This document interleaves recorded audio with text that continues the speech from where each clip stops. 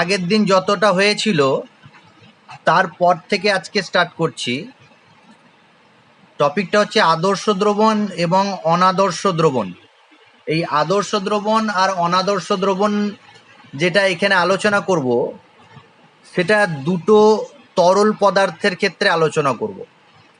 অর্থাৎ দুটো তরল পদার্থ থেকে সৃষ্ট আদর্শ দ্রবণ আর দুটো তরল পদার্থ থেকে সৃষ্ট অনাদর্শ দ্রবণ নিয়ে আলোচনা করব। এছাড়া আইডিয়াল সলিউশন বা নন আইডিয়াল সলিউশন সম্পর্কে আমাদের আগে কিছু ধারণা আছে। একটা প্রশ্ন দিয়ে স্টার্ট করছি। তোমাকে একটা তরল এ 20 ml দেওয়া হলো, তার সাথে আরেকটা তরল বি 10 ml দেওয়া হলো।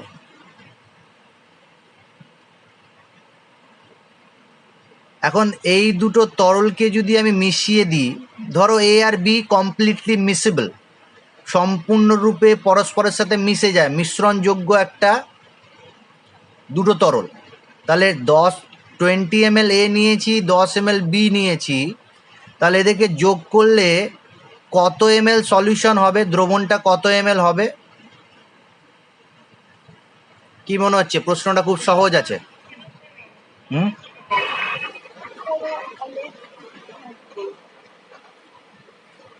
আমার প্রশ্ন হচ্ছে যে 30 ml হবে, 30 ml এর কম হবে না বেশি হবে?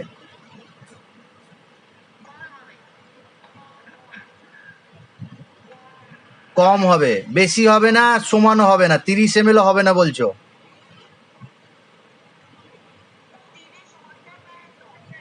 তিরিশ হতে পারে।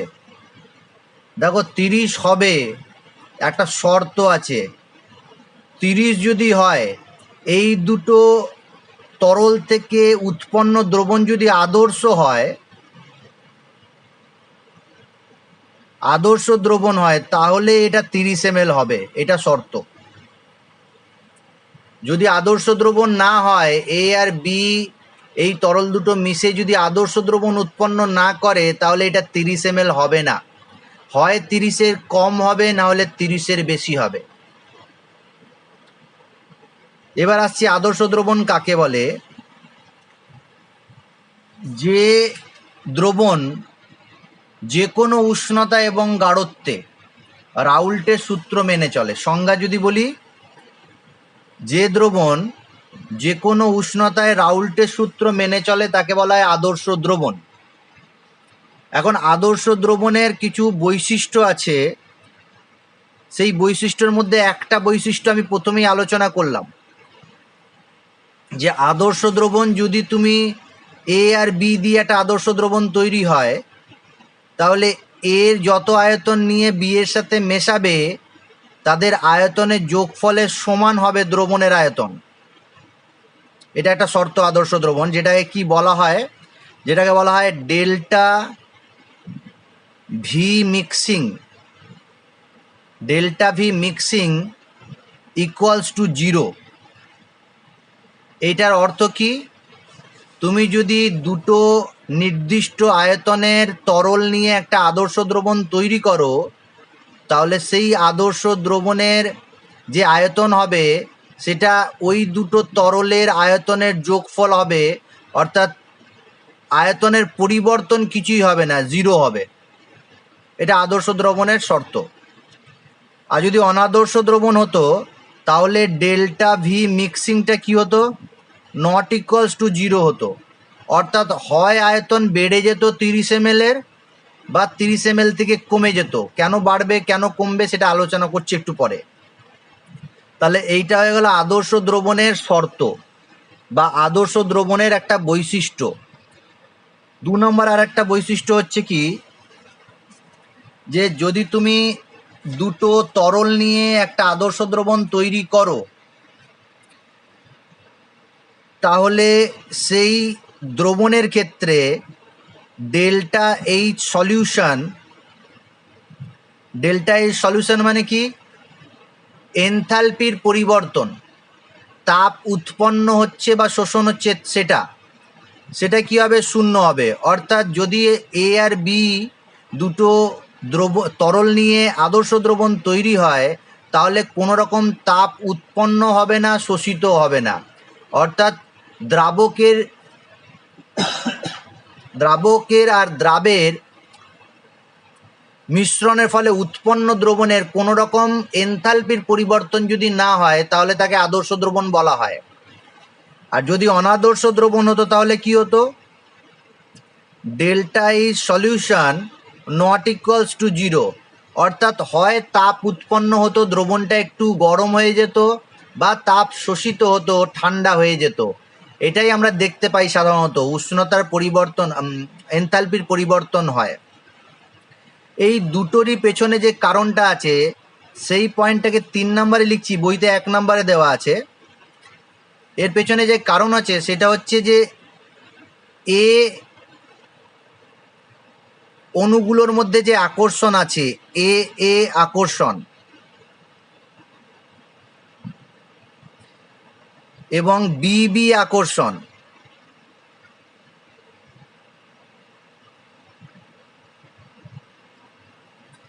এই এ আর বি দিয়ে উৎপন্ন যে দ্রবণ, সেই দ্রবণে এ আর বি এর আকর্ষণ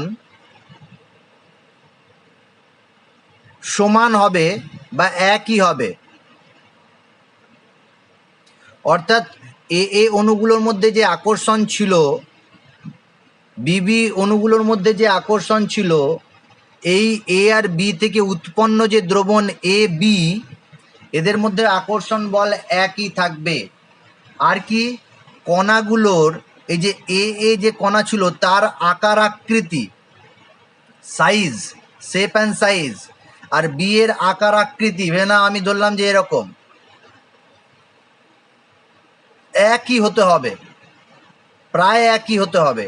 তাহলে যখন আমি একটা তরলের মধ্যে আরেকটা তরল দ্রাবক যোগ করব, তাহলে যে প্রতিস্থাপনটা হবে সেটা যেহেতু এ আকর্ষণ, বি আকর্ষণ আর এ বি আকর্ষণ সমান, তাই কোনো তাপের পরিবর্তন হবে না, এনথালপি পরিবর্তন হবে না, আয়তনের পরিবর্তন হবে না। কারণ যেহেতু আকার আকৃতি একই, তাই এদের আয়তনের কোনো পরিবর্তন হবে না, দ্রবণের আয়তন একই থাকবে।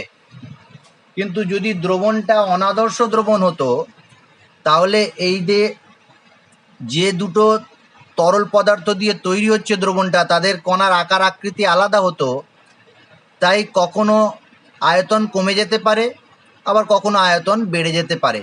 আর কি, যেহেতু এ আকর্ষণ, বি আকর্ষণ আর এ বি আকর্ষণ আলাদা হতো, তাই আয়তন বেড়ে যেতেও পারে বা কমে যেতেও পারে।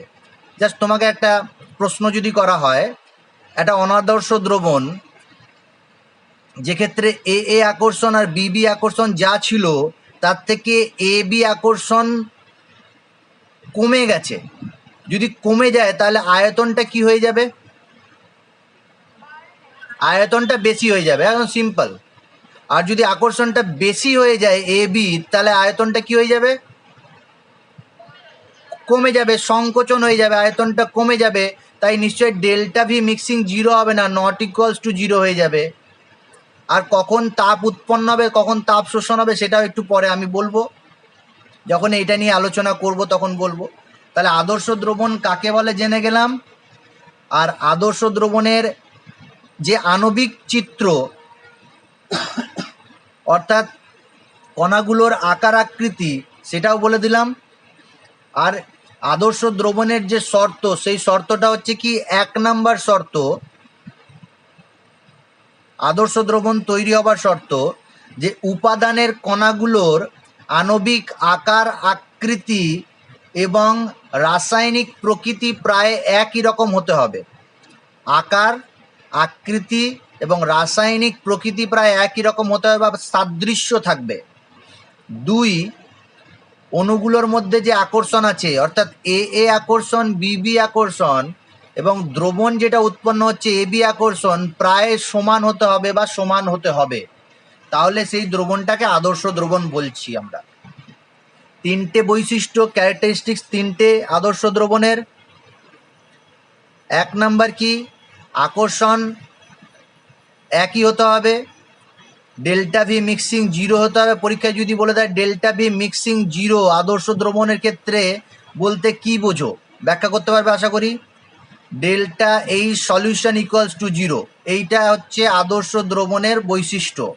আর অনাদর্শ দ্রবণের বৈশিষ্ট্য পাশাপাশি আমি এখানে লিখেই দিলাম।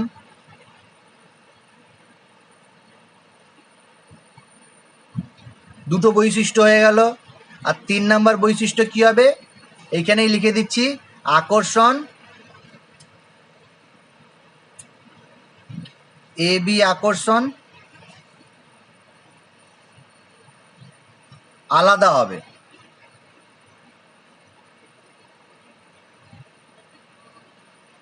তাহলে আদর্শ দ্রবণ অনাদর্শ দ্রবণ কাকে বলে জেনে গেলাম। উদাহরণটা খুব ইম্পর্টেন্ট। হ্যাঁ, পরীক্ষায় তোমাকে কোশ্চেন দেবে যে একটা আদর্শ দ্রবণের উদাহরণ দাও। এবার বাস্তবে কোনো আদর্শ দ্রবণ বা সম্পূর্ণ আদর্শ দ্রবণ পাওয়া যায় না, এটা আমরা অনেক দিন ধরেই জেনে আসছি। তবে প্রায় আদর্শ দ্রবণের মতো আচরণ করে এরকম কিছু দ্রবণের উদাহরণ দিচ্ছি তোমাকে। বইতে আছে 1, 2, 3, 4 করে, তুমি দুটো অন্তত মুখস্থ অবশ্যই রাখবে। যেমন বেনজিন টলুইন, বেনজিন ও টলুইন এর দ্রবণ, এরা আদর্শ দ্রবণের মতো আচরণ করে। 2, ইথাইল ব্রোমাইড ইথাইল আয়োডাইড, সংকেত লিখে দিলাম, ইটিবিআর ও ইটিআই, বড় করে লিখলে CH3CH2Br CH3CH2I, এরা আদর্শ দ্রবণের মতো আচরণ করে। এছাড়া আরও অনেক আছে, বই একটু দেখে নেবে তোমরা। N hexane, n heptane, n butyl chloride, n butyl bromide,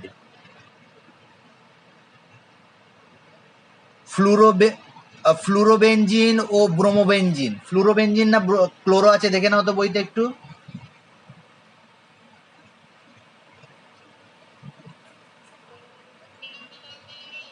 আচ্ছা নেই, তাহলে ওটা বাদ দিয়ে দাও, এটা দেখতে হবে না। যেগুলো বইতে আছে সেই কটা দেখে নেবে আদর্শ দ্রবণ। আর এই দ্রবণগুলো ছাড়া প্রায় যে দ্রবণগুলো আমরা সাধারণত দেখতে পাই সেগুলো সবই অনাদর্শ দ্রবণ। অনাদর্শ দ্রবণের পরিমাণই বেশি, আদর্শ দ্রবণ খুব কম। এখন অনাদর্শ দ্রবণ সম্পর্কে এই যে দুটো জিনিস আমরা দেখতে পাচ্ছি, এছাড়া আর একটা জিনিস দেখতে পারবো, সে যে অনাদর্শ দ্রবণের ক্ষেত্রে দুরকম বিচ্যুতি দেখা যাবে। পরীক্ষায় যেন কোশ্চেন দিয়েছে অনাদর্শ দ্রবণ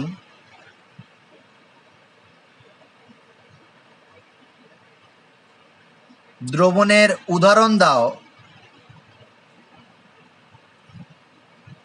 যে ক্ষেত্রে ধনাত্মক বিচ্যুতি দেখা যায়।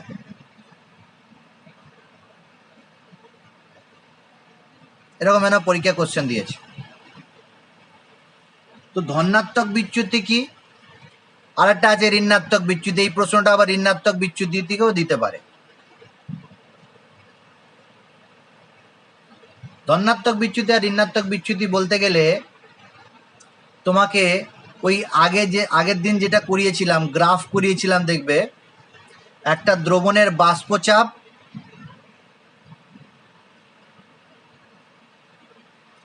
এবং মোল ভগ্নাংশ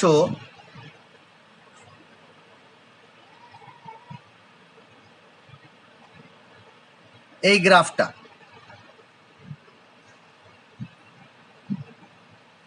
যেখানে আমি দুটো উদ্বায়ী তরলের মিশ্রণের কথা বলেছিলাম, যে দুটোই উদ্বায়ী। এবার আমি যেটা আগে গ্রাফটা করেছিলাম সেটা করব না বইতে যেটা আছে সেটা করব, বলো?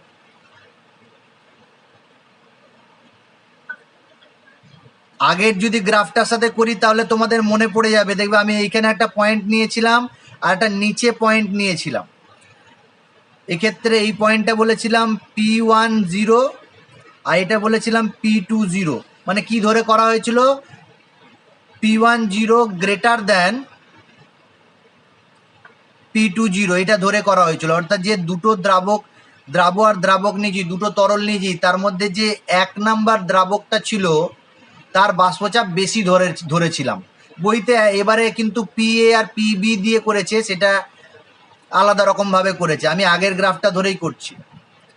তাহলে দেখো, যদি আদর্শ দ্রবণ থাকে তাহলে এই রকম একটা রেখা পাবে, এইটা একটা পাবে, আর এইটা একটা পাবে। এটা ডটেড লাইন করেছি আমি, কারণ এই যে রেখাগুলো পাওয়া যায় সেগুলো আদর্শ দ্রবণের ক্ষেত্রে পাওয়া যায়। তার মানে ডটেড লাইন দিয়ে যেটা আমি বোঝাচ্ছি সেটা হচ্ছে আদর্শ দ্রবণ বা আদর্শ দ্রবণের বাষ্পচাপ। এখন আর একটা কী করেছিলাম, যে x1 ইকুয়ালস টু এখানে ছিল 0 আর এখানে ছিল x1 ইকুয়ালস টু 1। x1 1 মানে কি, শুধুমাত্র 1 নাম্বার তরলটাই আছে, আর x2 সমান যদি 1 হয় তাহলে শুধু 2 নাম্বার তরলটাই আছে, তার বাষ্পচাপ এটা। আর এক্ষেত্রে x2 সমান 0 ছিল। তাহলে এই যে বাষ্পচাপগুলো পাচ্ছি, এটা দ্রবণের বাষ্পচাপ, এইটা 2 নাম্বার যে তরলটা আছে তার বাষ্পচাপের গ্রাফ, আর এটা 1 নাম্বার যে তরল আছে তার বাষ্পচাপের গ্রাফ মোল ভগ্নাংশের সাথে। এখন যদি ধনাত্মক বিচ্যুতি দেখা যায়, কখন ধনাত্মক বিচ্যুতি দেখা যাবে, যে বিশুদ্ধ যে তরল দুটো ছিল তাদের বাষ্পচাপ থেকে দ্রবণের বাষ্পচাপ যদি বেশি হয়ে যায় তাহলে তাকে বলবো আমরা ধনাত্মক বিচ্যুতি।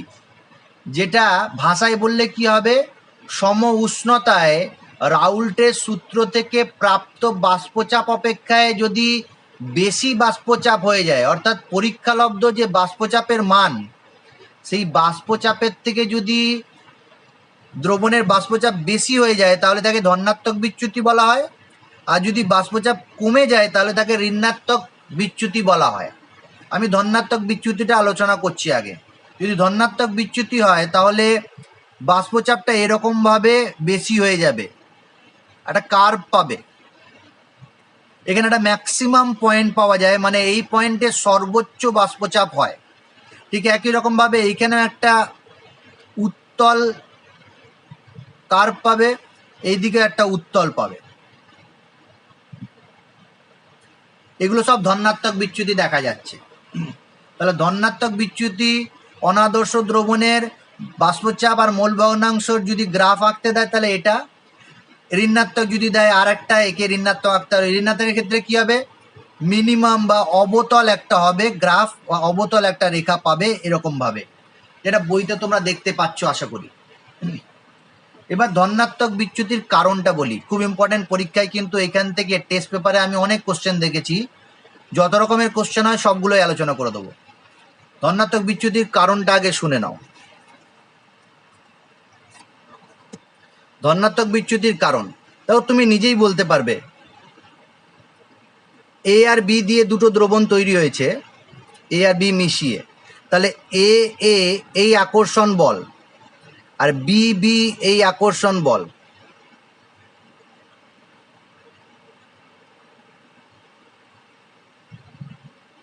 এদের যে আকর্ষণ ছিল, এখন দ্রবণে যে এ বি তৈরি হয়েছে এর আকর্ষণ যদি কম হয়, যদি কম হয়ে যায়, তাহলে এখন এদের থেকে যে উৎপন্ন দ্রবণ, সেই দ্রবণে বাষ্পে যাবার প্রবণতা কি হয়ে যাবে বলো দেখি, বাষ্পে যাবার প্রবণতা বেশি হয়ে যাবে। ভালো করে বোঝো, যে এ এ যে আকর্ষণ ছিল আর বি বি যে আকর্ষণ ছিল, তার থেকে যদি দ্রবণে এ বির আকর্ষণ কমে যায়, আন্ডারলাইন কমে যায়, হ্রাস পেয়ে যায়, তাহলে বাষ্পে যাবার প্রবণতা বেড়ে যাবে, বাষ্পে যাওয়ার প্রবণতা বৃদ্ধি পাবে।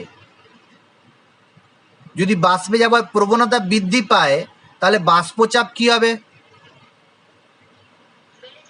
বাষ্পচাপ যা হওয়ার কথা, আদর্শ দ্রবণের ক্ষেত্রে যা হওয়ার কথা, সম উষ্ণতায় রাউল্টের সূত্র অনুসারে যা হওয়ার কথা, তার থেকে বৃদ্ধি পাবে। এবার যদি বৃদ্ধি পায় তাহলে ধনাত্মক বিচ্যুতি দেখা যায়। ঋণাত্মক বিচ্যুতি কেন দেখাবে? ঋণাত্মক বিচ্যুতির কারণটা কি হবে তাহলে বলো দেখি।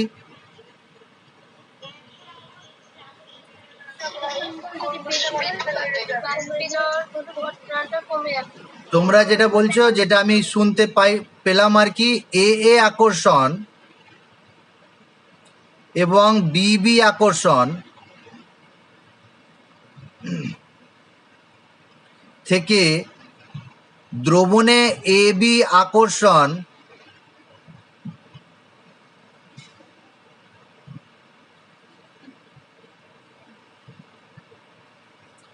বেশি হবে।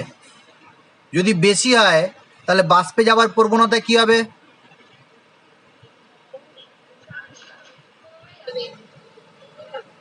বাষ্পে যাওয়ার প্রবণতা কমে যায়। বাষ্পচাপ কি হয়ে যাবে? বাষ্পচাপ যা হওয়ার কথা তার থেকে কমে যাবে বা হ্রাস পাবে। ফলে কি হবে? ঋণাত্মক বিচ্যুতি দেখা যাবে। ঋণাত্মক বিচ্যুতিটা যদিও তুমি বইতে ছবিটা দেখতে পাচ্ছ, কিন্তু আমার এঁকে দিতে একবার ইচ্ছে করছে, এঁকে দিই।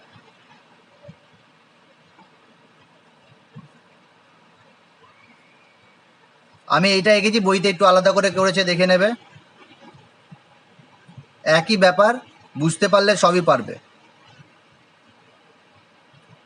ইংরেজি বাংলা হয়ে গেল। হ্যাঁ,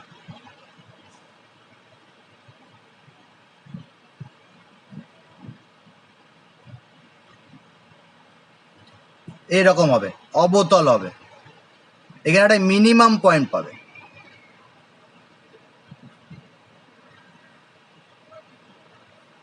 মিনিমাম একটা পয়েন্ট পাবে, ঠিক আছে? এটা ঋণাত্মক বিচ্যুতি। ঋণাত্মক বিচ্যুতির কারণও বলে দিলাম। এবার বইতে দেখবে উদাহরণ দেওয়া আছে, অনাদর্শ দ্রবণের দুরকম উদাহরণ দেওয়া আছে। এক, ধনাত্মক বিচ্যুতি দেখা যায় এইরকম অনাদর্শ দ্রবণের উদাহরণ। আর দুই, ঋণাত্মক বিচ্যুতি দেখা যায় এরকম দ্রবণের উদাহরণ। তোমাকে দুটো দ্রবণের উদাহরণের মুখস্থ রাখতে হবে, অন্তত দুটো করে মুখস্থ রাখবে, কারণ মুখস্থ যদি না রাখো ভুল হয়ে যাবে। অনাদর্শ দ্রবণ এই চারটেকেই বলবো, চারটে যে উদাহরণ দেবো চারটেকেই বলবো, কিন্তু ধনাত্মক বিচ্যুতি দেখা যায় এরকম দ্রবণের উদাহরণ, আর ঋণাত্মক বিচ্যুতি দেখা যায় এরকম অনাদর্শ দ্রবণের উদাহরণও চাইতে পারে। তবে আমি একটা প্রশ্ন দিই, সেই প্রশ্ন দিয়ে আর কি উদাহরণ দুটো মনে রাখবো। যেমন প্রথম প্রশ্ন, ইম্পর্টেন্ট, লিখে রাখো খাতায়। ইথানল এবং অ্যাসিটোন, প্রশ্নটা লিখছি, ইথানল এবং অ্যাসিটোন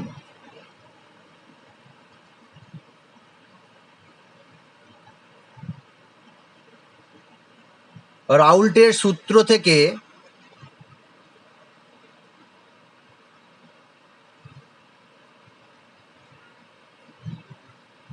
ধনাত্মক বিচ্যুতি দেখায় কেন? কারণ ব্যাখ্যা করো। তাহলে এটা ধনাত্মক বিচ্যুতি উদাহরণ দিয়ে দিলাম, ইথানল আর অ্যাসিটোনের দ্রবণ। কি হবে? ইথানলের যে আকর্ষণ আর অ্যাসিটোনের যে আকর্ষণ, সেখান থেকে যে ইথানল অ্যাসিটোন হবে তাদের আকর্ষণ কি হবে? কমে যাবে না বেড়ে যাবে? কমে যাবে, আকর্ষণ কমে যাবে। যদি আকর্ষণ কমে যায় তাহলে বাষ্পে যাওয়ার প্রবণতা বেড়ে যাবে, ধনাত্মক বিচ্যুতি দেখা যাবে। এবার কেন কমে যাচ্ছে দেখো, উদাহরণ দিয়ে আমি দেখিয়ে দিচ্ছি। ইথানল, তোমরা সবাই জানো ইথানলের সঙ্গে C2H5OH, আর এই ইথানলের সাথে আরেকটা ইথানলের কি আকর্ষণ বল থাকে? হাইড্রোজেন বন্ধন থাকে। তাহলে হাইড্রোজেন বন্ড কিন্তু একটা স্ট্রং বন্ড, বা হাইড্রোজেন বন্ড একটা খুব তীব্র আকর্ষণ বল। আর অ্যাসিটোনের মধ্যে যে আকর্ষণ থাকে সেটা জানা আছে? অ্যালডিহাইড কিটোন পড়ানো তো হয়ে গেছে মনে হয়। ভেরি গুড, ডাইপোল আকর্ষণ বল। এটা হচ্ছে ডেল্টা মাইনাস, কার্বনটা ডেল্টা প্লাস। এটা কেন? অ্যাসিটোন যদি হয় CH3, এইদিকে CH3। এখন উল্টো করে যদি আমি এরকম লিখি, তাহলে এটা একটা acetone, delta plus delta minus. এটা ডাইপোল ডাইপোল আকর্ষণ বল।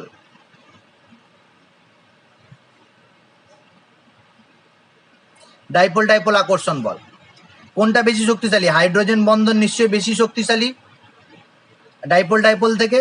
এখন এই দুটোকে যখন মিশিয়ে দেওয়া হয় তখন কি হয়, অ্যাসিটোন ইথানলের দুটো ইথানলের মাঝে ঢুকে যাবে বা ইথানলের যে অণুগুলো আছে তাদের ভেতরে প্রবেশ করবে, তবেই তো দ্রবীভূত হবে। কিন্তু ইথানলের সাথে অ্যাসিটোনের কোনো আকর্ষণ বল নেই, ইথানলের সাথে অ্যাসিটোনের কোনো আকর্ষণ বল নেই, অর্থাৎ আকর্ষণ বল কমে যাবে।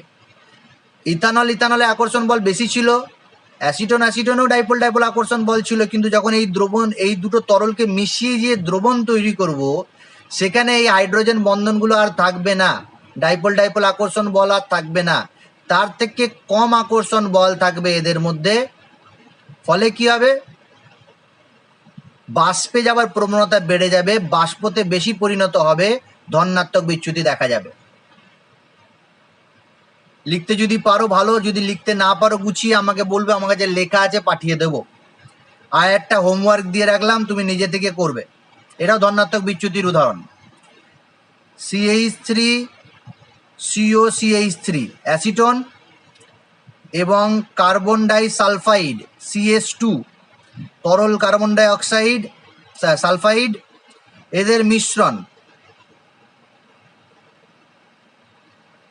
মিশ্রণে উৎপন্ন দ্রবণ ধনাত্মক বিচ্যুতি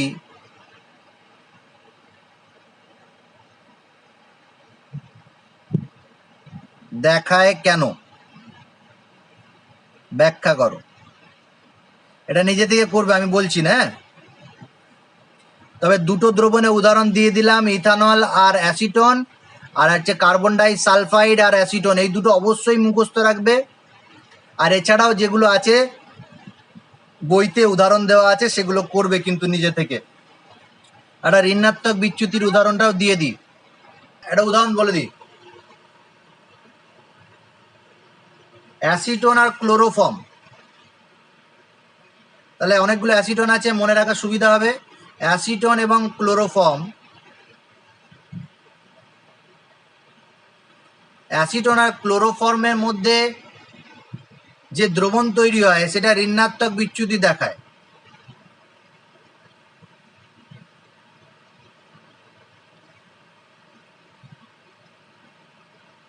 কারণ ব্যাখ্যা করতে হবে।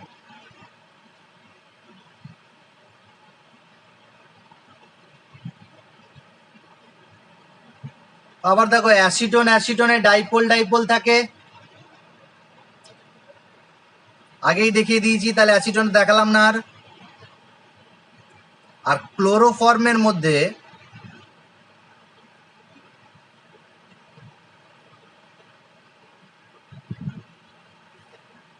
এর মধ্যেও ডাইপোল থাকে বলতে পারি, তবে ডাইপোল বলবো না, একটা পোলার থাকে, আংশিক পোলার থাকে, সেই আংশিক পোলারের জন্য একটা অ্যাট্রাকশন দেখা যায়। ক্লোরোফর্ম নিজেদের মধ্যে এবং অ্যাসিটন নিজেদের মধ্যে যে আকর্ষণ বল তৈরি করে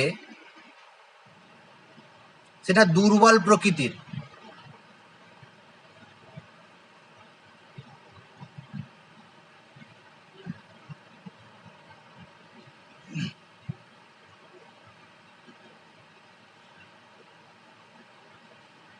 এখন এই দুটোকে মিশিয়ে যদি আমি একটা দ্রবণ তৈরি করি যেখানে অ্যাসিটন আর ক্লোরোফর্ম থাকবে, সেখানে হাইড্রোজেন বন্ধন হয়।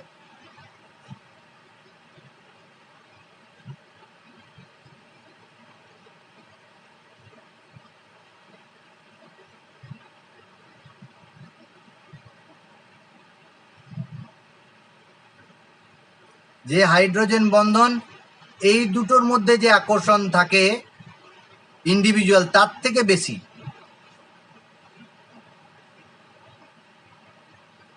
আর এক্ষেত্রে কি ছিল, এদের মধ্যে যে আকর্ষণ ছিল আর ইথানলের মধ্যে যে আকর্ষণ ছিল এটা অনেক বেশি ছিল। এদের যে দ্রবণ তৈরি হয় যেখানে অ্যাসিটনগুলো প্রবেশ করে যায় এই হাইড্রোজেন বন্ধনকে ভেঙে, যদিও অ্যাসিটনের সাথে ইথাইল অ্যালকোহলের একটা হাইড্রোজেন বন্ধন হয়, সেটা তুলনামূলক দুর্বল প্রকৃতির হয়। ইথানল নিজেদের মধ্যে যে আকর্ষণ বল করে থাকে তার থেকে কম হয়। এখানে দ্রবণের আকর্ষণ বল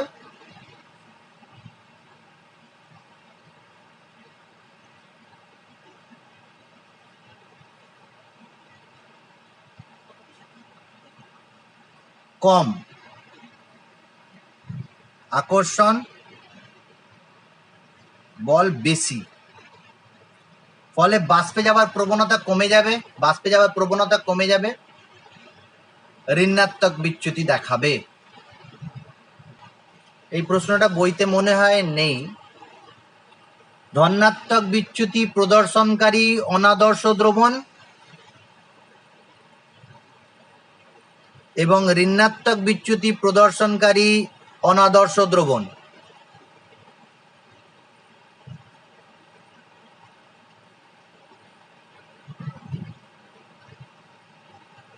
এর পার্থক্য লেখো।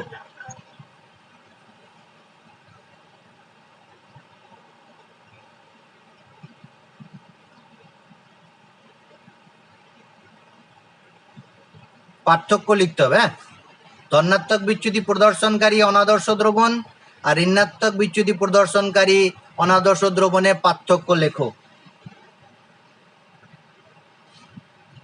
এটা নিজের থেকে লিখবে, আমাকে দেখাবে নেক্সট দিন, আমাকে বলবে যে এটা লিখেছি। যেমন এক্ষেত্রে যেটা হবে, ধনাত্মক বিচ্যুতির ক্ষেত্রে একটা বলেই দিই, P A greater than X A P A 0, P B greater than X B P B 0, আর পি গ্রেটার দ্যান কি হবে, X A P A 0 plus X B P B 0, যদি দ্রবণটা এ আর বি এই দুটো তরল পদার্থ নিয়ে তৈরি হয়। এক্ষেত্রে কি হবে, পি এ লেস দেন হবে,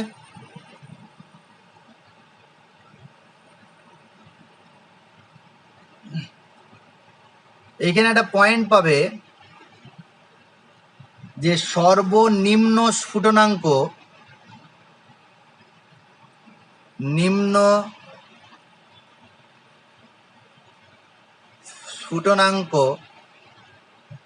এর অ্যাজিওট্রপিক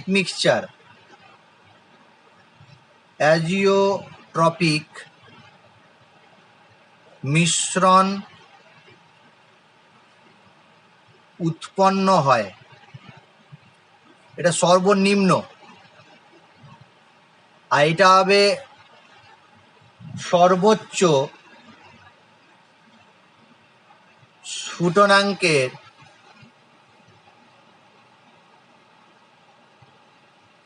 অ্যাজিওট্রপিক মিক্সচার তৈরি হবে। দুটো পয়েন্ট আমি বলে দিলাম, আর দুটো তোমরা লিখবে। এইটার মানেটা কি একটু পরেই বুঝতে পেরে যাবে। ওইটাই বলছিলাম, অ্যাজিওট্রপিক মিক্সচার কি একটু পরে ওই টপিকটাই বলবো। আর একটা প্রশ্ন লিখে রাখো, যেটা সহজ, যেটা বইতে আছে, আদর্শ দ্রবণ এবং অনাদর্শ দ্রবণ পার্থক্য লেখো উদাহরণ সহ, কিন্তু পরীক্ষা উদাহরণ দেয়। নেক্সট কি বললাম, নেক্সট টপিকটা হচ্ছে অ্যাজিওট্রপিক মিশ্রণ বা অ্যাজিওট্রপিক মিক্সচার কাকে বলে।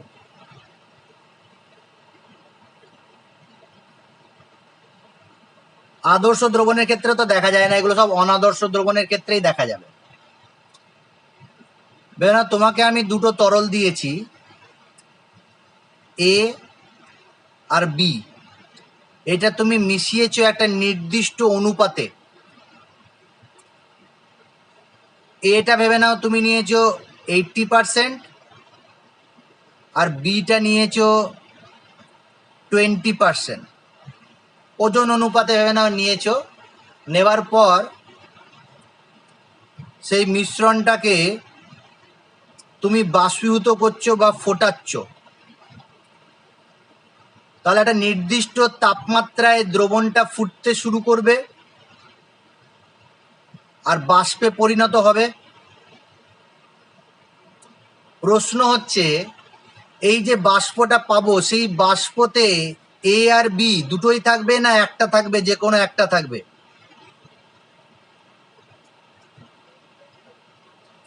দুটোই থাকবে, এ আর বি দুটোই থাকবে। প্রশ্নটা হচ্ছে যে এইখানে যেটা 80% 20% ছিল, এইখানেও কি 80% আর 20% থাকবে? এটা আমার প্রশ্ন। যে যদি এ আর বি কে তুমি একটা নির্দিষ্ট অনুপাতে বা নির্দিষ্ট সংযুক্তিতে মিশিয়ে দাও, আর সেই মিশ্রণটাকে নির্দিষ্ট চাপ ও উষ্ণতায় যদি ফোটাতে শুরু করো, বাষ্পে যখন পরিণত হবে তখন এ আর বি যে বাষ্পটা পাবো, সেই বাষ্প কি এই সংযুক্তিটাই থাকবে না আলাদা সংযুক্তি থাকবে? প্রশ্নটার অ্যান্সার দাও। একই সংযুক্তিতে থাকবে, একই থাকতে পারে আলাদা থাকতে পারে। তোমার কি মনে হচ্ছে একই থাকার চান্স বেশি না আলাদা থাকার চান্স বেশি?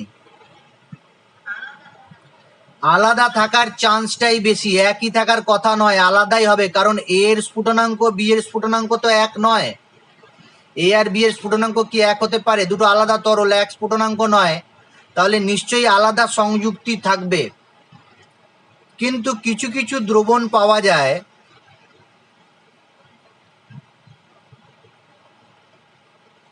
একটা নির্দিষ্ট সংযুক্তিতে,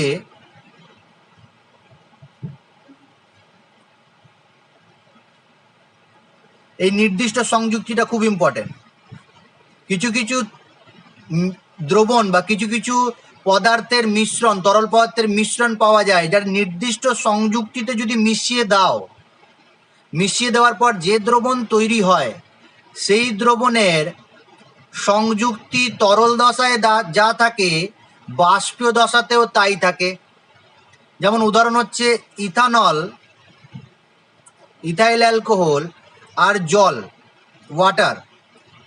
ইথাইল অ্যালকোহল আর জলকে যে কোনো অনুপাতে মিশিয়ে দিলে কিন্তু অ্যাজিওট্রপিক মিক্সচার পাওয়া যায় না। যদি তুমি এটা 95.6% আর এটা 4.4% ওজন অনুপাতে মিশিয়ে দাও, তাহলে যে দ্রবণ পাওয়া যায় তরল অবস্থায় এবং বাষ্পীয় দশায় এদের রাসায়নিক সংযুক্তি একই থাকে। তাহলে এই যে দ্রবণটা পেলাম, এটাই কি বলবো আমরা? অ্যাজিওট্রপিক মিক্সচার। বোঝাতে পেরেছি ব্যাপারটা? তাহলে সংজ্ঞা কি হচ্ছে? যেসব তরলের মিশ্রণ স্থির উষ্ণতায় ও চাপে অপরিবর্তিত সংযুক্তিতে পাতিত হয়, অর্থাৎ তরল মিশ্রণ এবং পাতনে উৎপন্ন বাষ্পের সংযুক্তি সম্পূর্ণ এক হয়, তাদের অ্যাজিওট্রপিক মিক্সচার বলে। ক্লিয়ার হলো সংজ্ঞাটা? এবার এখানে দুই ধরনের অ্যাজিওট্রপিক মিক্সচার পাওয়া যায়। অ্যাজিওট্রপিক মিক্সচার দুটো টাইপের হয়। এক,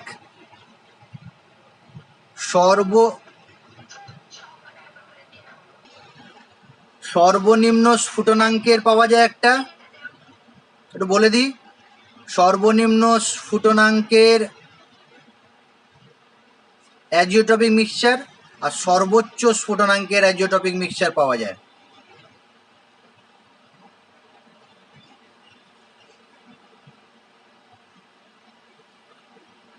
সর্বনিম্ন স্ফুটনাঙ্কের অ্যাজিওট্রপিক মিক্সচার আর সর্বোচ্চ স্ফুটনাঙ্কের অ্যাজিওট্রপিক মিক্সচার মানে কি? এই যে আমি একটা উদাহরণ দিচ্ছি, ইথাইল অ্যালকোহল আর জল। ইথাইল অ্যালকোহলের স্ফুটনাঙ্ক হচ্ছে 351.45 কেলভিন, 351.45 কেলভিন। আর জলের স্ফুটনাঙ্ক হচ্ছে 373 কেলভিন। তাহলে এর স্ফুটনাঙ্ক 351.45 আর এর স্ফুটনাঙ্ক 373 কেলভিন। এখন এই যে দ্রবণটা পেয়েছি, অ্যাজিওট্রপিক মিক্সচার পেয়েছি, একে যখন ফোটাতে শুরু করব তখন এদের স্ফুটনাঙ্কটা, দ্রবণের স্ফুটনাঙ্কটা এই দুটোর থেকে কম হবে। কত হবে? 351.32 কেলভিন। অর্থাৎ এদের দুজনার যে স্ফুটনাঙ্ক তার থেকে কম স্ফুটনাঙ্কে ফুটবে। তাহলে এই মিশ্রণটাকে বলছি সর্বনিম্ন স্ফুটনাঙ্কের অ্যাজিওট্রপিক মিক্সচার। এর কারণটা কি? এর কারণটা এই যে দ্রবণটা আছে আদর্শ অনাদর্শ দ্রবণ, এ তোমার কি মনে হচ্ছে ঋণাত্মক বিচ্যুতি দেখায় না ধনাত্মক বিচ্যুতি দেখায়? স্ফুটনাঙ্ক কমে গেছে।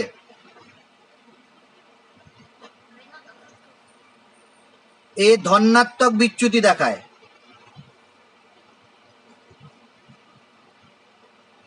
মনে আছে? দেখো, সর্বনিম্ন স্ফুটনাঙ্কের অ্যাজিওট্রপিক মিক্সচার উৎপন্ন করে ধনাত্মক বিচ্যুতি। আমি একটু আগেই লিখেছিলাম ধনাত্মক বিচ্যুতি যে সকল অনাদর্শ দ্রবণ আছে তারা সর্বনিম্ন স্ফুটনাঙ্কের অ্যাজিওট্রপিক মিক্সচার দেখায়। যে বললে সে না বুঝে বলেছে, সে এখনই দেখো ঠিক বলে দেবে। আবার যদি ধনাত্মক বিচ্যুতি দেখায় তাহলে বাষ্প দশাতে বেশি যাবে না কম যাবে? যদি বাষ্প দশায় বেশি যায় তাহলে বাষ্পচাপ বেশি হয়, আর বাষ্পচাপ যদি বেশি হয় তাহলে তরল তাড়াতাড়ি ফুটতে শুরু করে বা কম উষ্ণতায় ফুটতে শুরু করে। স্ফুটনাঙ্কের একটা সংজ্ঞা বলছি, মন দিয়ে শোনো। স্ফুটনাঙ্কের সংজ্ঞা হচ্ছে যখন কোনো তরলের বাষ্পচাপ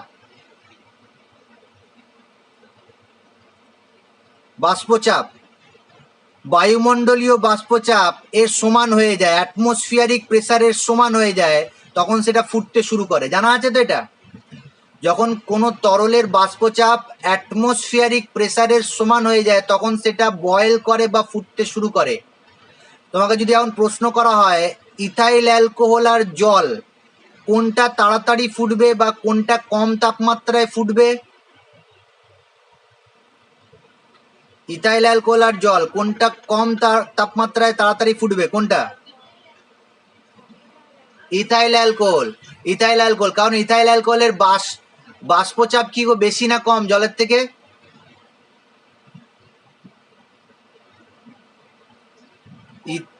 ইথাইল অ্যালকোহলের বাষ্পচাপ, বাষ্পে যাবার প্রবণতা ইথাইল অ্যালকোহলের বেশি। তারা এটা আলাদা করে বলি, এই কনসেপ্টটা তোমাদের নেই স্ফুটনাঙ্ক সম্পর্কে, এটা একটু বলে দিই, তারপরে আবার আসছি। না, আমি এখানে দুটো তরল নিয়েছি, একটা নিয়েছি ইথাইল অ্যালকোহল আর এটা নিয়েছি জল। জল কত ডিগ্রিতে ফোটে? 100 ডিগ্রিতে। আর এটা কততে ফোটে? 78 সামথিং ফোটে, তাই তো ইথাইল অ্যালকোহল। এখন দেখো, ইথাইল অ্যালকোহল বেশি বাষ্পে যায় আর জল কম বাষ্পে যায়। দু একটা লাইন দেখালাম। 1 অ্যাটমসফিয়ারিক প্রেসার, বায়ুমণ্ডলীয় প্রেসার কি 1 অ্যাটমসফিয়ার। তাহলে এই ইথাইল অ্যালকোহলটা তাড়াতাড়ি 1 অ্যাটমসফিয়ার বাষ্পচাপে পৌঁছাবে না জল তাড়াতাড়ি 1 অ্যাটমসফিয়ার বাষ্পচাপে পৌঁছাবে? ইথাইল অ্যালকোহল তাড়াতাড়ি বাষ্পচাপে পৌঁছাবে 1 অ্যাটমসফিয়ার, কারণ ইথাইল অ্যালকোহল বেশি উদ্বায়ী, বাষ্প দশায় বেশি যায়। তাহলে সেই জন্য ও 78-এ অ্যাপ্রক্সিমেট, মনে পড়ছে না আমার, যদি কেলভিনে বলি আমার কাছে লেখা আছে বলে মনে আছে, এই কেলভিনেই পৌঁছে যায়। আর এটা কিন্তু 373 কেলভিনে পৌঁছাচ্ছে। তাহলে যে যত তাড়াতাড়ি অ্যাটমসফিয়ারিক প্রেসারে পৌঁছে যায় বা যে যত কম তাপমাত্রা অ্যাটমসফিয়ারিক প্রেসারে পৌঁছে যায় তার স্ফুটনাঙ্ক তত। এখন যদি বাষ্পদশায় বেশি পৌঁছায়, ধনাত্মক বিচ্যুতি দেখালেই তো বাষ্পদশায় বেশি পৌঁছাবে। যদি বাষ্পদশায় বেশি পৌঁছায় তাহলে কি হবে? স্ফুটনাঙ্কটা কমে যাবে, সর্বনিম্ন স্ফুটনাঙ্কের দ্রবণ তৈরি হবে। বুঝতে পেরেছি এবার? সর্বোচ্চ স্ফুটনাঙ্কের মিশ্রণ কিরকম হবে? সর্বোচ্চ স্ফুটনাঙ্কের একটা উদাহরণ দিই।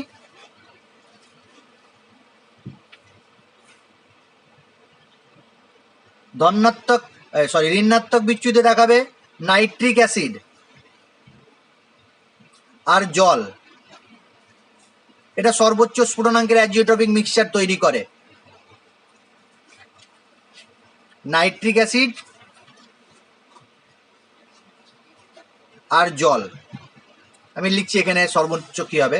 নাইট্রিক অ্যাসিডের স্ফুটনাঙ্ক হচ্ছে 359 কেলভিন আর জলের হচ্ছে 373 কেলভিন। এখন এই দুটো দ্রবণ যখন তুমি তৈরি করবে, এই দুটো তরল পদার্থ থেকে দ্রবণ তৈরি করবে, সে বাষ্প দশায় বেশি যাবে না কম যাবে? ঋণাত্মক বিচ্যুতি যদি দেখায় তাহলে কম যাবে বাষ্প দশায়। বাষ্প দশায় যদি কম যায় তাহলে স্ফুটনাঙ্কটা কি হবে? এই দুটোর থেকে ফোটাতে গেলে, এই দুটোর থেকে আরো যদি ফোটাতে চাও তাহলে আরো বেশি তাপমাত্রার প্রয়োজন হবে। আচ্ছা, এদের পার্সেন্টেজটাও বলে দিই, 68% আর 32% যদি মেশাও তাহলে কিন্তু অ্যাজিওট্রপিক মিক্সচারটা পাওয়া যায়। আর এদের যে স্ফুটনাঙ্ক হবে, মিশ্রণের স্ফুটনাঙ্ক মানে অ্যাজিওট্রপিক মিশ্রণের স্ফুটনাঙ্ক, সেটা এই দুটোর থেকে বেশি হবে, 393.5 কেলভিন। এবার যদি এত কিছু মনে রেখে লিখতে পারো তাহলে খুব ভালো। পরীক্ষায় তোমাকে জাস্ট একটা উদাহরণ জিজ্ঞাসা করবে যে সর্বোচ্চ স্ফুটনাঙ্কের অ্যাজিওট্রপিক মিক্সচারের উদাহরণ দাও, সর্বনিম্ন স্ফুটনাঙ্কের অ্যাজিওট্রপিক মিক্সচারের উদাহরণ দাও, বা সিম্পল অ্যাজিওট্রপিক মিক্সচারের উদাহরণ দাও।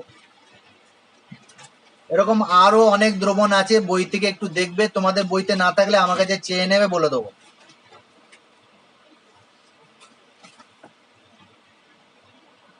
মানে নিউমেরিক্যাল যে প্রবলেমগুলো হবে, এই যে যতটুকু পড়ালাম এখানে, এই তিনটে ফর্মুলা দিয়ে P1 সমান x1 P1 0, P2 সমান x2 P2 0, আর P সমান P1 প্লাস P2, যেটা হচ্ছে x1 P1 0 plus x2 P2 0।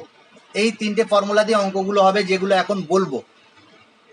উদাহরণের প্রথম যে অঙ্কটা আছে, তোমাদের বইয়ের সাথে আমার মিলবে কিনা জানি না, সেটা বই থাকলে বইতে দেখে নাও। 50 ডিগ্রি সেন্টিগ্রেড উষ্ণতায় আছে বেনজিন এবং টলুইন। তাহলে বইতে অঙ্কটা দেখে নাও, আমি ছোট করে বলে দিই। 50 ডিগ্রি সেন্টিগ্রেড উষ্ণতায় বেনজিন ও টলুইন, তাহলে এটা আদর্শ দ্রবণ। তাহলে এই ফর্মুলাগুলো সব মেনে চলবে যেহেতু আদর্শ দ্রবণ। তাহলে বেনজিন এবং টলুইনের একটা মিশ্রণ আছে, যে মিশ্রণের ক্ষেত্রে বাষ্পচাপ সমান 179x2 প্লাস 92 mmHg। একক যদি লিখি মিলিমিটার পারস্তম্ভ, যেখানে x2টা কি বেনজিনের মোল ভগ্নাংশ, x2 মানে বেনজিন, তাহলে x1টা কি হয়ে যাবে? টলুইন হয়ে যাবে। টলুইন। প্রশ্ন কি বলেছে? বিশুদ্ধ বেনজিন আর বিশুদ্ধ টলুইনের বাষ্পচাপ নির্ণয় করো। তার মানে তোমাকে কি করতে হবে? P2 0 আর P1 0, বা কেউ যদি লিখতে চাও P বেনজিন 0 P টলুইন 0, এটাও লিখতে পারো। PB 0 PT 0 এরকমও লিখতে পারো। তাহলে এটা নির্ণয় করতে হবে। কি দিয়ে দিয়েছে? শুধুমাত্র এই সমীকরণটা দিয়েছে, আর কোনটা কার মোল ভগ্নাংশ বলে দিয়েছে। অঙ্কটা 5-6 সেকেন্ড ভাবো একটু কিভাবে করবো, উদাহরণ দেখবে না। 50 ডিগ্রি সেন্টিগ্রেড উষ্ণতায় বেনজিন টলুইন দ্রবণের বাষ্পচাপ দিয়ে দিয়েছে, মোল ভগ্নাংশ বলে দিয়েছে এর x2 আর এর হচ্ছে x1। বেনজিনের বিশুদ্ধ বেনজিনের বাষ্পচাপ আর বিশুদ্ধ টলুইনের বাষ্পচাপ জিজ্ঞাসা করেছে। কিভাবে হবে? উত্তরটা লাল পেনে বলছি। যখন x2 সমান 0, x2 সমান 0 এর অর্থ কি? দ্রবণে কে নেই। যখন x2 সমান 0, আমি যে প্রশ্নটা করছি শুধু তার উত্তর দাও। যখন x2 0 তখন দ্রবণে কে নেই?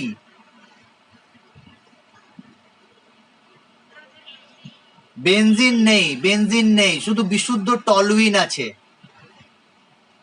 তখন x1 সমান 1 হয়ে যাবে, বিশুদ্ধ টলুইন হবে। তখন এইটা যদি আমি বসিয়ে দিই এই সমীকরণে, তাহলে যে বাষ্পচাপটা পাবে সেটা কার পাবে?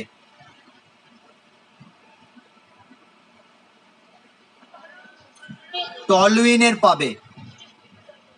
অর্থাৎ তুমি এখানে লিখতে পারো 179 ইন্টু 1 প্লাস 92, এটা হয়ে গেল P10 বা টলুইনের বাষ্পচাপ। কত হচ্ছে দেখে নাও যোগ করে।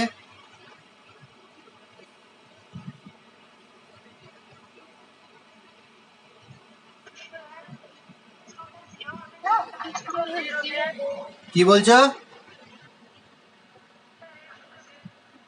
ও হ্যাঁ হ্যাঁ হ্যাঁ, ভুল করলাম আমি।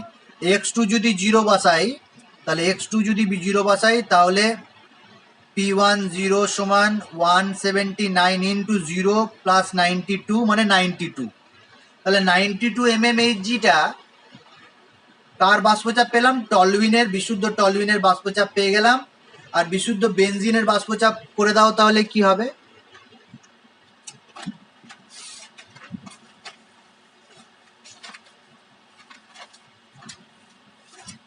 বিশুদ্ধ বেনজিনের বাষ্পচাপ তখন কি হবে? বেনজিনের ক্ষেত্রে x2 সমান 1 বসিয়ে দেবে, আর x1 সমান 0 বসিয়ে দেবে। তাহলে P সমান হয়ে যাবে 179 ইন্টু 1, যেটা আগে করে দিয়েছিলাম আমি ভুল করে। তাহলে এটা কত হচ্ছে?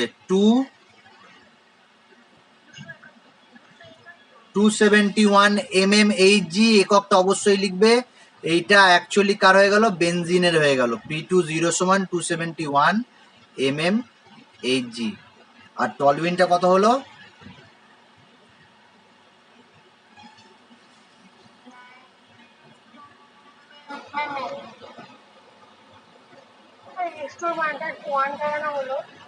হ্যাঁ বলো। x1 যখন x1 ধরবো, আমি যদি ধরি, আমি কি বলছি, যদি x2 সমান 1 ধরি, তাহলে দ্রবণে কিন্তু আর টলুইন নেই, শুধু বেনজিনই আছে। এইটা যদি পুট করে দিই আমি সমীকরণে, তাহলে যে বাষ্পচাপটা পাবো দ্রবণের বাষ্পচাপটা, তখন শুধুমাত্র P2-র জন্য পাবো, অর্থাৎ বেনজিনের জন্যই পাবো। সেই জন্য নালে বেরোবে কি করে? আর এটা হয়ে যাবে 179 ইন্টু 0 প্লাস 92 সমান 92 mmHg, যেটা টলুইনের হয়ে গেল P0 সমান 92 mmHg। বুঝতে পারলে না?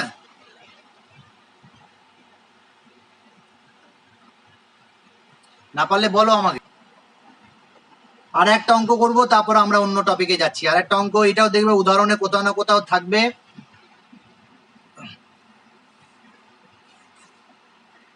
যেটা আছে 178.2 গ্রাম H2O বা জলে, 172 গ্রাম জলে 18 গ্রাম গ্লুকোজ আছে।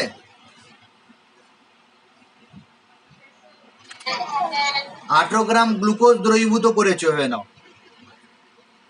বাকিটা তাহলে আমি শর্টকাটে বলে দিচ্ছি। দ্রবীভূত করে একটা দ্রবণ পেয়েছো তুমি, সেই দ্রবণে প্রস্তুত করা হয়েছে, আর 100 ডিগ্রি সেন্টিগ্রেড উষ্ণতায় জলীয় দ্রবণের জলের বাষ্পচাপ কত? তাহলে এই যে দ্রবণটা পেয়েছো, সেই দ্রবণে জলের বাষ্পচাপ কত? তার মানে অ্যাকচুয়ালি কি চাইছে? জলীয় দ্রবণে জলের বাষ্পচাপ।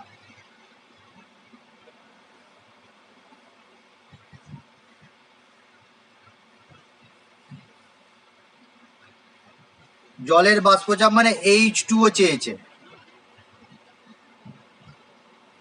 দ্রবণে H2 মানে এই যে ফর্মুলা আছে আমাদের কাছে, P সমান x1 P10 plus x2 P20, আর P1 সমান x1 P10, তাই তো? আর একটা ফর্মুলা হচ্ছে P2 সমান x2 P2 0। এই তিনটে ফর্মুলার মধ্যে কোন ফর্মুলাটা ব্যবহার করতে হবে আমাকে? হ্যাঁ, এবার আমি যদি এটাকে জলের বাষ্পচাপ ভাবি তাহলে এই ফর্মুলা, আর যদি এটাকে ভাবি তাহলে এই ফর্মুলা, যে কোনো এই দুটোর মধ্যে যে কোনো একটা ব্যবহার করলেই হয়ে যাবে, তাই তো? এখন আমাকে তাহলে কি বের করতে হবে? দেখো আমি ফর্মুলা লিখছি, PH2 সমান XH2 আর PH2 0। এই ফর্মুলাটা ঠিক লিখেছি?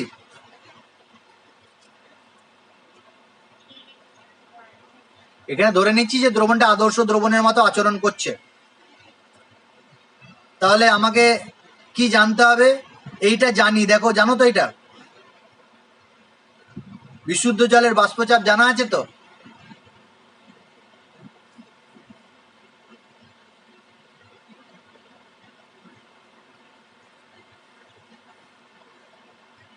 বিশুদ্ধ জলের বাষ্পচাপ 1 অ্যাটমসফিয়ারিক প্রেসারে বা 1 অ্যাটমসফিয়ারিক প্রেসার বা 760 মিলিমিটার পারস্তম্ভ বা 76 সেমি পারস্তম্ভ, যা বলবে।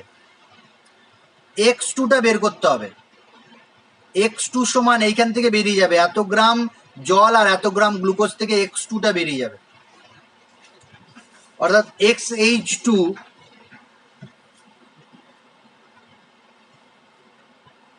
সমান NH2 by NH2 plus NC6H12O6, মানে গ্লুকোজ লিখতে পারো, N গ্লুকোজ।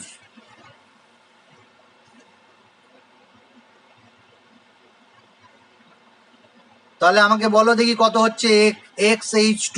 আমি করছি না, তোমরাই করো।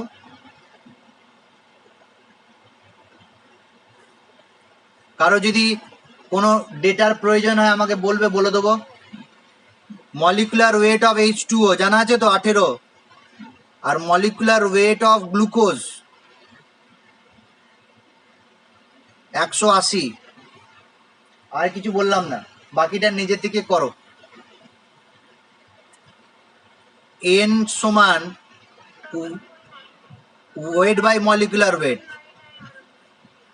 কত বেরিয়েছে? 0.99 যদি বেরিয়ে থাকে তাহলে ঠিক বেরিয়েছে।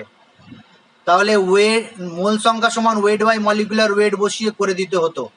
যারা করতে পারোনি তাদের জন্য বলে দিই একটু।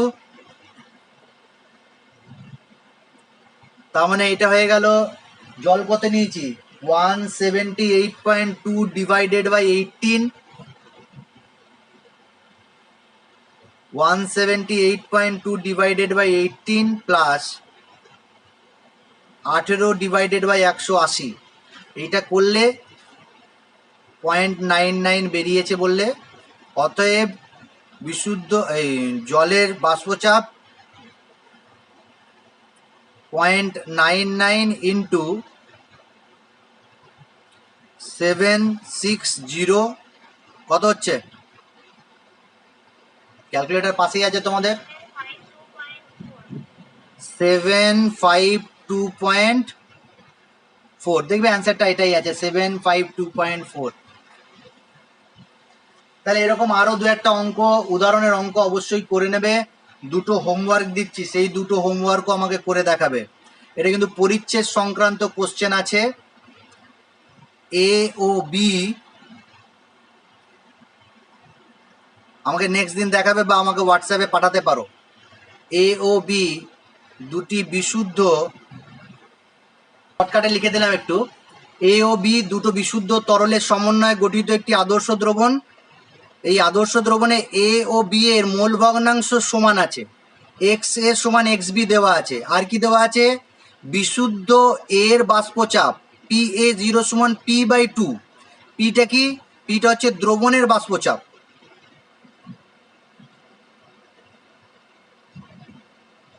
দ্রবণের বাষ্পচাপ। তাহলে বিশুদ্ধ বি এর বাষ্পচাপ কত? এই প্রশ্নটা দেওয়া আছে, এটা হোমওয়ার্ক দিলাম, আমাকে করে দেখাবে তোমরা। আর একটা আছে, এটা কোশ্চেন প্লাস অ্যান্সারে এই প্রশ্নটা পাবে, আমি লিখে দিচ্ছি।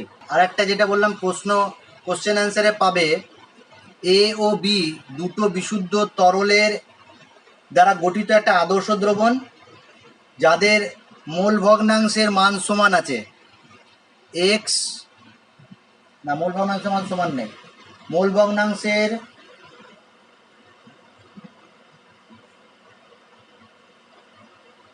মোল ভগ্নাংশের সমান আছে এ সমান এক্স এ সমান এক্স বি। আর কি আছে, এ ও বি এর বাষ্পচাপ, বিশুদ্ধ এ আর বি এর বাষ্পচাপ হচ্ছে PA0 PB0, দেওয়া আছে PA0 সমান 3 PB0। তাহলে সম উষ্ণতায় উপরিস্থ বাষ্পচাপের অনুপাত, বাষ্পে, আচ্ছা ঠিক আছে, এখানে একটা জিনিস আছে, বাষ্পে এক্স এ এবং এক্স বির অনুপাত কত হবে? কোশ্চেনটা একটু বোঝাতে হবে, কোশ্চেনটা বোঝাতে হবে, আমি বলে দিই, শুনে না একটু মন দিয়ে। এইটা ভেবে নাও দ্রবণ তৈরি করেছো এ আর বি দিয়ে, বিশুদ্ধ এ আর বিশুদ্ধ বি দিয়ে দ্রবণ তৈরি করেছো।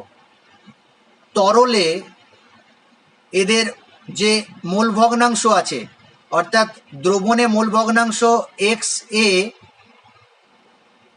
সমান এক্স বি,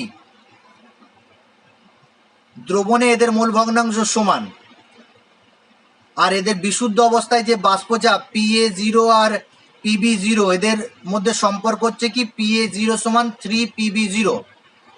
এখন যদি এটা পাতন করা হয়, পাতন করা হলে গ্যাসীয় অবস্থায় যে মোল ভগ্নাংশ পাবে, সেই গ্যাসীয় অবস্থায় মোল ভগ্নাংশকে আমি ধরলাম YA আর YB, YA আর YB, এদের অনুপাত চাইছে। গ্যাসীয় অবস্থায় বা বাষ্প দশায় যে গ্যাসগুলো যাচ্ছে এ আর বি এর বাষ্প অবস্থায় যাচ্ছে, তাদের মোল ভগ্নাংশের অনুপাত চেয়েছে। এই দুটো কোশ্চেন বাড়ি থেকে আমাকে করে দেখাবে, নেক্সট দিন আমি দেখবো এটা, বা হোয়াটসঅ্যাপে পাঠিয়ে দিতে পারো যদি হয়ে যায় কারো। প্রশ্নটা বুঝতে অসুবিধা থাকলে আমাকে জিজ্ঞাসা করো, নেক্সট টপিকে যাব।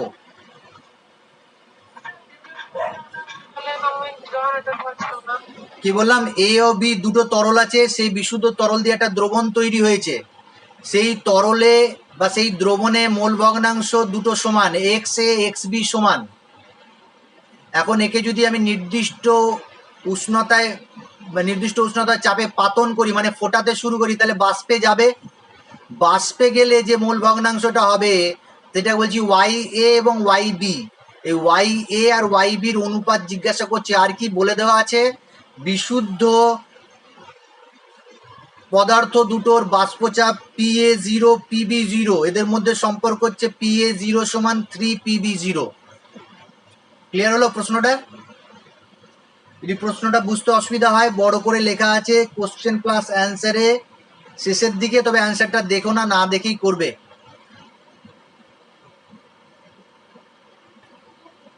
ঠিক আছে, এবার আমি নেক্সট টপিকে যাচ্ছি। প্রশ্নটা দিয়েছিলাম এখানে মোল ভগ্নাংশ সমান নয়, এটা মোল সংখ্যা সমান হবে। ঠিক, আমার পরিচয় সংক্রান্ততে আমি দেখেছি, ওটা মোল সংখ্যাই দেওয়া আছে, NA আর NB, XA আর XB নয় কিন্তু। দুটো মোল সংখ্যা যদি সমান থাকে, আর বিশুদ্ধ A এর বাষ্পচাপ যদি P/2 হয়, বিশুদ্ধ B এর বাষ্পচাপটা করবে।